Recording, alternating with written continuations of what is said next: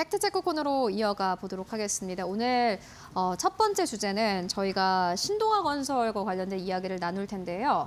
지난해 연말부터 저희 파이널 샷에서 건설주들을 지금부터 좀 관심을 가져야 된다라는 의견들이 연이어서 나오기도 했습니다. 그런데 막상 이렇게 연초가 되니까 또 건설 쪽은 안 좋은 이슈들이 오히려 부각이 되는 그러한 이야기들 나오고 있는데 오늘 관련된 이야기 나눠보도록 하겠습니다. 이데일리의 성주원 법조팀장 모셨습니다. 안녕하십니까? 안녕하십니까?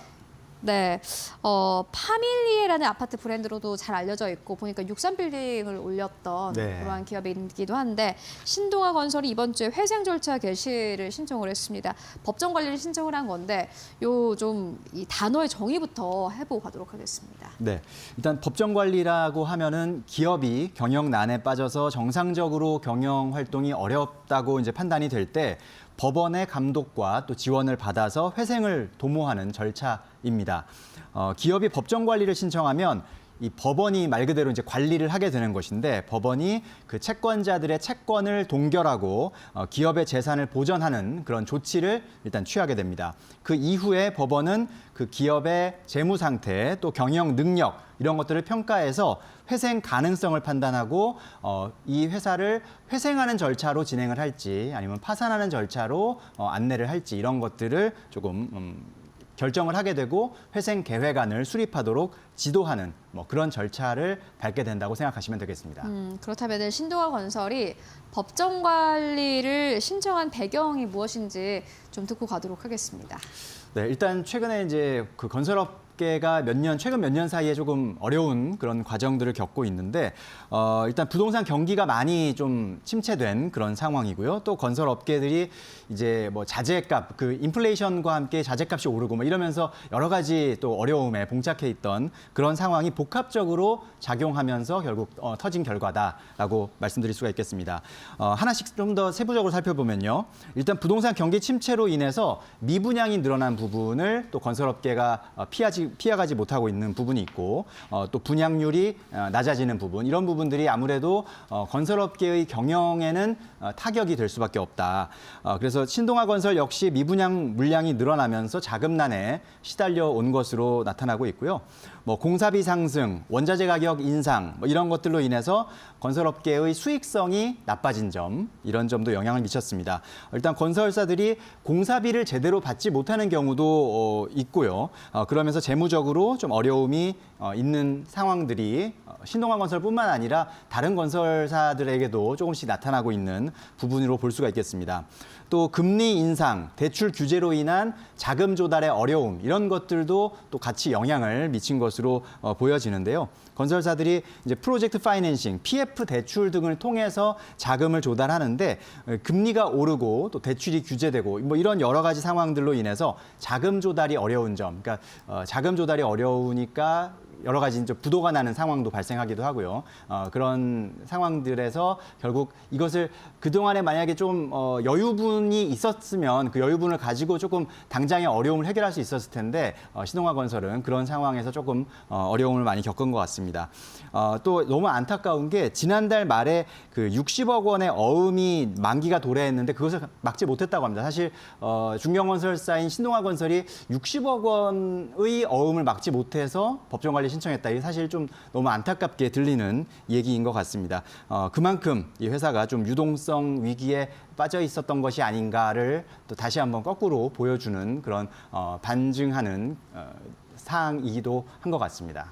네, 특히나 이제 건설업 같은 경우에는 매크로의 영향을 꽤나 많이 받는 업종이기도 하고 그 가운데서 또 워낙 규모 자체가 크다 보니 이 금액대 자체가 좀 회사에 부담이 있지 않았나 하는 생각이 듭니다. 그렇다면은 신동아 건설의 법정 관리가 건설업계에는 어떠한 영향을 줄지도 궁금합니다.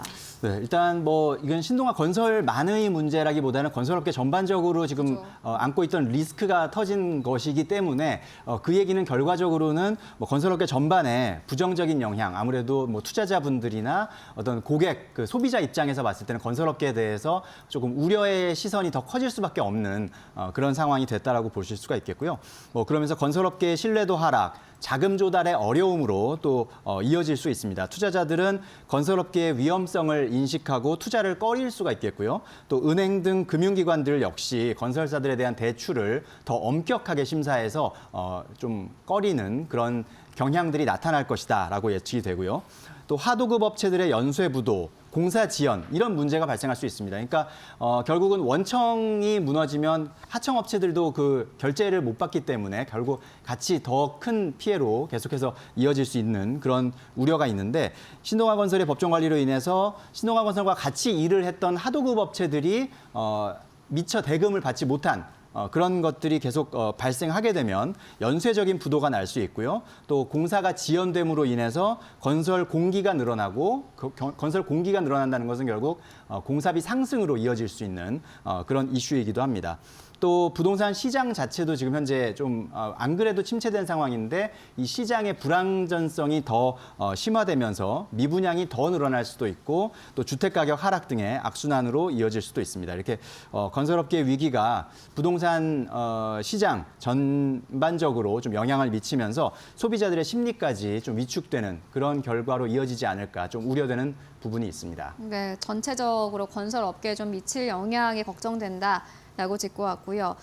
그리고 보니까는 신동아건설이 이제 짓는 아파트라든지 건물을 분양받으시는 분들도 분명히 영향이 있을 것 같습니다. 어떻게 보십니까? 네, 앞에서 말씀드렸듯이 뭐 공사가 지연되는 경우도 있을 수 있고 당장 뭐 공사가 중단되는 사업장도 있을 수 있을 텐데 그렇기 때문에 지금 관련해서 분양을 받은 수분양자분들 입장에서는 이거 내가 분양받은 곳은 어떻게 되는 거지 좀 걱정하는 그런 상황이 있을 수 있습니다. 실제로 입주 지연 등의 피해가 발생할 수 있는 상황이고요. 다만 이제 뭐 분양 보증 뭐 이런 것들을 통해서 공사가 진행될 수 있기 때문에 공사 자체가 중단되지는 않을 것이다라는 전망들이 나오고 있고요. 다만 법원의 기업 회생 절차 개시 결정 또 계속 사업 허용 신청 이런 절차를 거치는 과정에서 결정이 나오는 데까지 시간이 좀 걸릴 수가 있습니다. 그래서 입주 지연은 불가피할 것으로 보이고 또 공사가 지연되면 말씀드렸듯이 이게 시간이 돈이기 때문에 건설 사업장은 시간이 돈이기 때문에 공사 기간이 늘어난다는 것은 결국 전체 공사비가 증가할 수밖에 없는 부분이고 그러면서 또 자재 수급에도 차질이 생길 수 있고 결국은 이것들이 분양가 인상이라는 그런 결과로 이어질 수 있다는 점, 이런 점들이 또 우려되는 부분이라고 볼 수가 있겠습니다. 그렇다면 이제 정부가 나서는지 건설업계가 함께 나서는지도 궁금합니다. 네, 정부와 건설업계가 다양한 대책을 마련하고 있는 것으로 전해지고 있는데요. 일단 정부는 건설업체의 자금 조달을 지원하고 또 공사비 현실화, 또 미분양 해소 같은 그런 정책을 추진할 계획입니다. 뭐 PF 대출 보증을 확대한다든지 공사비 연동제를 도입한다든지 미분양 주택 매입 지원 등의 정책을 좀 검토하고 있는 것으로 전해지고 있고요. 건설 업계 입장에서는 자구적인 노력을 통해서 경영 효율화 또 수주 확대에 나설 것으로 예상됩니다. 뭐 건설사들 자체적으로도 비용 절감이나 뭐 생산성 향상, 신사업 발굴 이런 것들을 통해서 결국은 어떠한 위기가 또 뭐 발생하더라도 스스로 좀 돌파할 수 있게 경쟁력을 강화하고 수익력을 개선해야 하는 당연히 이제 당연한 이야기지만 어쨌든 그런 부분의 노력이 더 커질 수 있다라는 부분 말씀드리고요. 국토교통부와 건설업계가 다음 달 중에 이제 토론회를 연다고 합니다. 여기서 건설 지금 현재 현안 또 산업 경쟁력 강화 방안을 논의한다고 하는데 좀 좋은 해법이 논의되기를 좀 기대해 봐야겠습니다. 네, 알겠습니다. 건설업계는 좀 힘든 것 같습니다. 앞으로 주가 흐름 여러분들 보실 때 참고해 보시면 좋을 것 같고요. 이어서 고려아연 이슈 짚고 가도록 하겠습니다. 금감원이 고려아연 경영진의 자본시장법 위반 혐의를 포착을 해서 검찰로 이첩을 결정했다고 하는데 이 배경 들어보고 가도록 하겠습니다. 네, 고려아연 경영진이 지난해 그 자사주 공개 매수 진행 중에 유상증자를 계획하고 추진하면서 이를 제대로 공시하지 않았다라는 그런 의혹이 제기되면서 이런 부분이 좀 문제가 될 수 있다라고 말씀을 드린 적이 있었는데 그 혐의와 관련해서 이제 그 금감원이 검찰로 이 자본시장법 위반 혐의를 검찰로 이첩을 했다는 소식입니다. 이 공개 매수가 종료되기 전에 유상증자를 계획했다는 그런 점이 이제 주요 쟁점인데 이러한 행위는 자본시장의 공정성과 투명성을 해치고 주주들의 투자 판단에 중대한 영향을 미칠 수 있는 사안이기 때문에 금감원에서도 상당히 중요하게 살펴본 부분이라고 볼 수가 있겠습니다. 이 상황은 일단 고려아연 경영진의 혐의 입증 초점이 맞춰질 뿐만 아니라 그 유상 증자를 주관했던 증권사들로까지 또 불똥이 번질 수 있다는 점에서 조금 계속해서 지켜봐야 되는 이슈가 아닌가 싶습니다. 검찰로 이첩이 됐는데 이게 또 경영권 분쟁에는 어떠한 영향을 미칠지도 궁금합니다. 네, 일단 검찰 이첩은 이제 경영진의 신뢰도를 하락시켜서 경영권 방어에는 좀 불리하게 작용할 수 있을 것으로 보여집니다. 특히 뭐 소액주주들의 불안감이 커져서 뭐 주식 매도나 또 경영진 지지 철회로 이어질 가능성이 있고요. 검찰 수사가 진행되는 기간 동안에 아무래도 이 경영권 분쟁이 장기화될 그런 우려도 있으면서 기업 경영 활동에는 좀 불확실성이 높아질 수 있는 부분이 있다. 그리고 투자 심리에도 역시 부정적인 영향을 미칠 수 있다라고 좀 예측이 되어집니다. 금감원은 이 고려아연 측에 MBK 파트너스와 영풍 그 검찰 이첩 관련 허위 정보 유포에 대해서도 엄중 대응하겠다고 밝히기도 했는데요. 역시 경영권 분쟁 과정에서 이런 발생하고 있는 허위 정보 유포 행위에 대해서 경고 메시지를 던진 것이다라고 해석이 됩니다. 네, 그렇다면 향후 이 경영권 분쟁과 관련된 전망도 궁금합니다.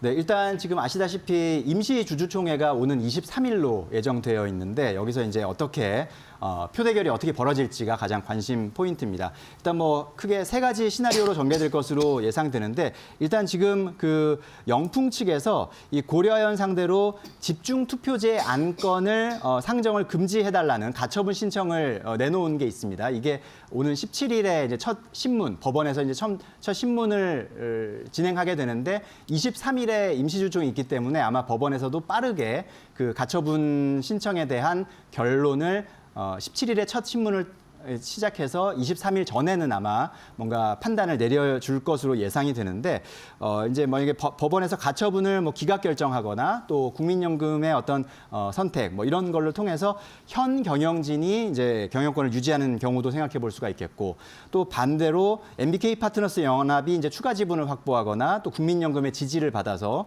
경영권을 확보하는 경우 이렇게 아예 상반되는 경우도 생각해 볼 수 있겠고 또는 이제 계속해서 경영권 분쟁이 장기화되는 경우 뭐 간단하게 이렇게 세 가지 시나리오를 생각해 볼 수 있을 것 같습니다. 이번 검찰 수사 결과 또 국민연금의 선택은 결국 앞으로 이 고려아연 경영권 분쟁의 향방을 결정할 중요한 변수가 될 것인데 이번 또 결과가 고려아연 자체가 또 우리 그 아연 생산 또에 큰 영향을 미치는 그런 기업이다 보니까 국내 산업 전반에 미칠 영향까지도 좀 주목되는 부분이라고 볼 수가 있겠습니다. 네, 고려아연 이슈까지 짚고 왔습니다. 지금까지 이데일리의 성주호 법조팀장과 함께 이야기 나눠봤습니다. 말씀 고맙습니다. 고맙습니다.